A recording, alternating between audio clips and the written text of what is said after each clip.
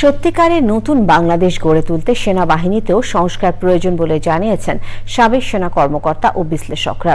সাবেক সেনা কর্মকর্তাদের আয়োজিত সেমিনারে বক্তারা বলেন, সশস্ত্র বাহিনীর কিছু উচ্চাকাঙ্ক্ষী কর্মকর্তা সেনাবাহিনীকে জনগণের কাছে বিতর্কিত করেছে।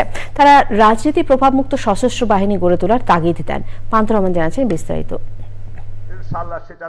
রাষ্ট্র সংস্কার, রাজনীতি প্রভাবমুক্ত সশস্ত্র বাহিনী শিরোনামে এই সেমিনারের আয়োজক অবসরপ্রাপ্ত সেনা কর্মকর্তাদের সংগঠন রাওয়া। অংশ নেন শিক্ষাবিদ, রাজনীতিবিদ এবং গণমাধ্যম ব্যক্তিত্বরা। জনগণ এবং সেনাবাহিনীর মধ্যে ইস্পাত কঠিন ঐক্য গড়তে হবে।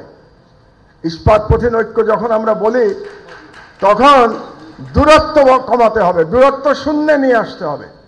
দূরত্ব শূন্যে নিয়ে আসতে হলে আমাদের আজকের যে সাবজেক্ট, সেই সাবজেক্টের দিকে তাকাতে হবে যে রাজনীতি প্রভাবমুক্ত সশস্ত্র বাহিনী। আমাদের সংস্কার দুই জায়গায় করতে হবে। শুধুমাত্র সেনাবাহিনীর সংস্কার করে এটা সলিউশন হবে না। কারণ সেনাবাহিনী সংস্কার হলে আপনারা ঠিক আছে অভ্যন্তরীণ সংস্কার করলেন, কিন্তু রাষ্ট্র ব্যবস্থায় সংস্কার হলো না। তাহলে দেখবেন আপনারা না চাইলেও রাজনীতিতে সম্পৃক্ত হয়ে যাবেন, রাজনীতিবিদরা আবার আপনাদেরকে ব্যবহার করবে। বিডিআর বিদ্রোহের মধ্য দিয়ে সেনাবাহিনীর অবস্থান নষ্ট হয়েছে বলে মন্তব্য করেন বক্তারা।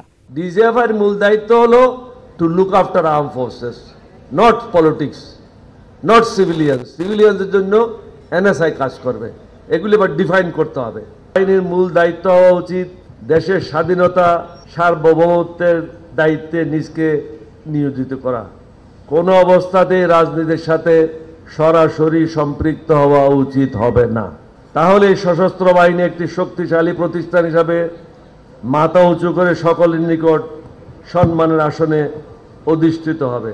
সশস্ত্র বাহিনীকে নিরপেক্ষভাবে কাজ করার সুযোগ দিতে জাতীয় নিরাপত্তা নীতিমালা এবং আলাদা সচিবালয় গঠনের পরামর্শ দেন বক্তারা। Pantha Rahman, channel I, Dhaka. Bundle থাকলে প্রতি সেনমানিতে টাকা বাঁচবে। বিকাশ সেনমানি বান্ডেল কিনে জিতুন প্রতি লেনদেনে।